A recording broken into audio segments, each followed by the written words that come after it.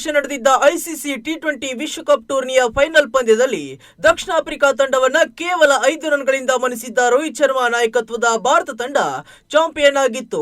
ಆ ಮೂಲಕ ಬರೋಬ್ಬರಿ 11 ವರ್ಷಗಳ ಬಳಿಕ ಟೀಂ ಇಂಡಿಯಾ ಐಸಿಸಿ ಟ್ರೋಫಿಯನ್ನ ಮುಡಿಗೇರಿಸಿಕೊಂಡಿತ್ತು.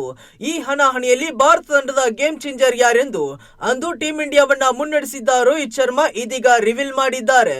ಆರಂಭದಲ್ಲಿ 3 ವಿಕೆಟ್ ಕಳೆದುಕೊಂಡಿದ್ದಾಗ ನನಗೆ ಭಯವಾಗುತ್ತಿತ್ತು, ನನಗೆ ಸಮಾಧಾನವಾಗಲಿಲ್ಲ.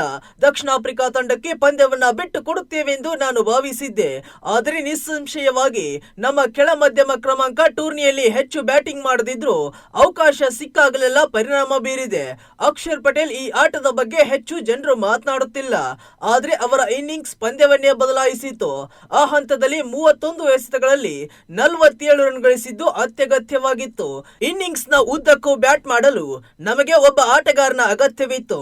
ವಿರಾಟ್ ಅದನ್ನ ಅದ್ಭುತವಾಗಿ ಮಾಡಿದ್ದರು ಎಂದು ರೋಹಿತ್ ಜಿಯೋ ಸ್ಟಾರ್ ಜೊತೆಗಿನ ಸಂವಾದದಲ್ಲಿ ತಿಳಿಸಿದ್ದಾರೆ.